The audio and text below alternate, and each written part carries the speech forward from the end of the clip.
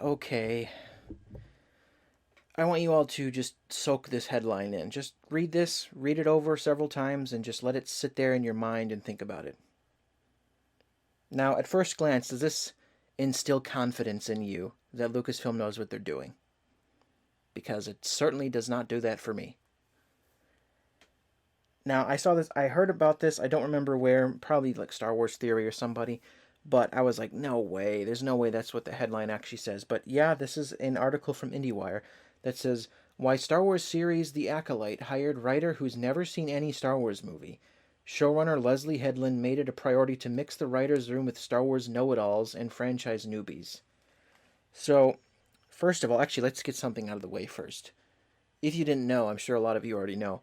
Leslie Headland, um, she was the personal assistant of a guy, I don't know if you've heard of him, from Hollywood. His name rhymes with Parvey Kreinstein. Yeah. So, I'm not sure if you want her anywhere near something that we all love, like Star Wars, but Holly Weird's gonna Holly Weird. But besides that, hopefully that doesn't affect her quality to make a quality product. But we'll see that when it comes out. But I've been kind of skeptical of this series ever since they announced it, and kind of when they shotgun blasted tons of projects. I'm like, well, probably half of these don't even exist yet, and they aren't even going to happen. But let's read on to see what she has to say, because that initial headline is pretty concerning to me, because we just had this over the past like half decade. And also, just recently, J.J. Abrams admitted, "Oh yeah, I had no plan for the sequel trilogy. I was just flying by the seat of my pants." And it's like, okay, and you saw what that happened. What happened with that, right? You had diminishing returns with each film, and you want to do that again. You want to have someone who has basically, I mean, I don't want to say she doesn't have a plan, but you want to have someone who has no experience with this franchise leading a show. It seems insane. But let's read on what it says. It's kind of weird that they had that awful picture of Kylo for the header, but whatever.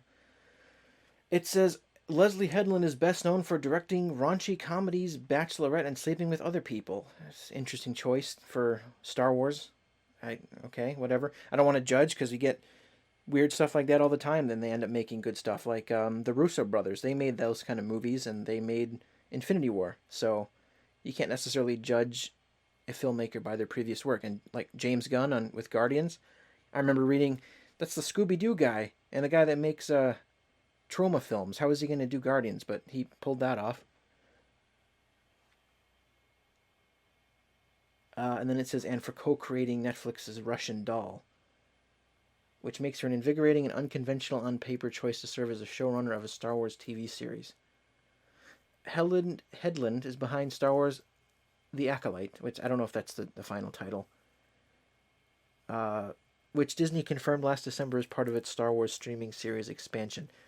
Not much is known about the series other than it being set during the final days of the High Republic. Yeah, of course, it's tying into the comic that nobody reads, which sucks.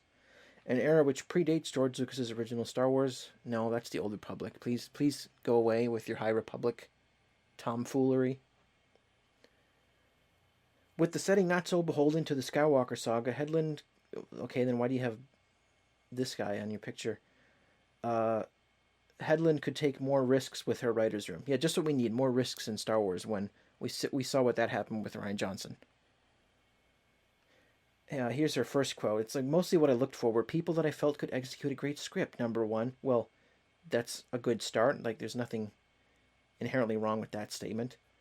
Headland recently told AV Club about finding writers for her Star Wars series, and then in the job interview, just really talking to people who had different life experiences than I did and had different connections to Star Wars than I did.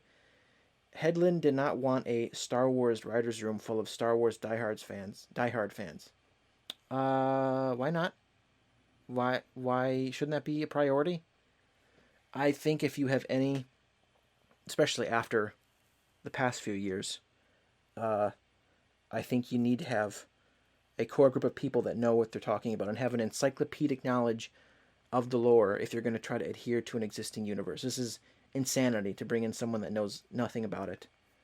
It was important to mix writers with different connections to the franchise, as she explained. There were people like myself that were like later in life, Dave Filoni acolytes. Using your own title in your sentence. Um, that just translates to, yeah, I never heard of Dave Filoni until I was told you should probably watch Clone Wars if you're going to do the show. This next part is insane. I literally had one writer that was like, I have never seen any of them. I've never seen any Star Wars media. And she's texting me before we started the room. She's like, Luke and Leia and brother and sister. What the laughs?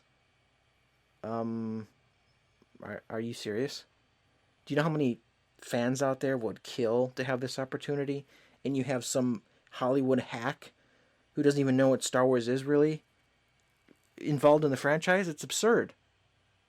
Like, this is honestly infuriating.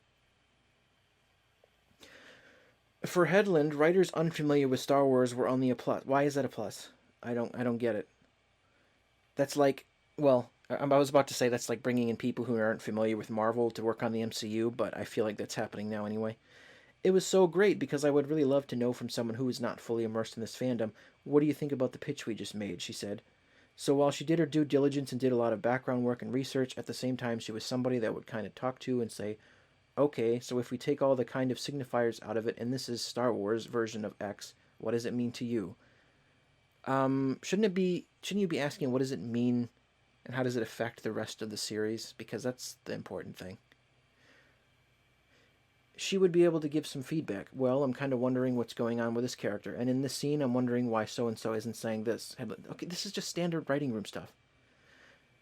So that was what I really wanted, an active conversation between my writers and myself, and not so much a room full of people that would kind of just automatically agree with what I say.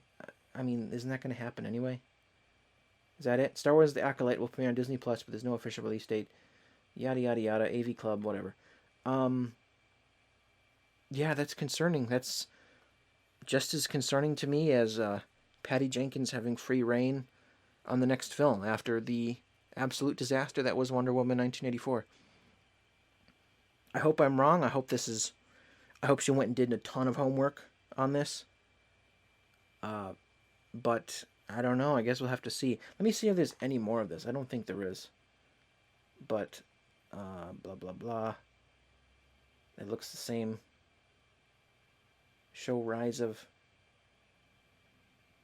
a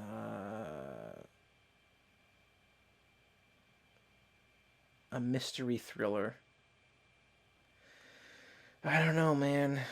I think Lucasfilm is spreading themselves too thin, and they aren't. They need to focus on making one good thing first, and not try to do a million things. What is this? InsideTheMagic.net. So this is going to be very critical, I believe. I think. What does this say?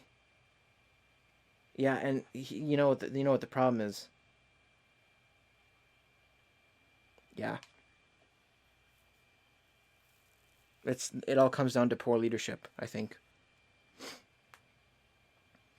The 20 Disney blah blah blah announcements. I don't know if incredibly exciting is the right word. Maybe trepidatious.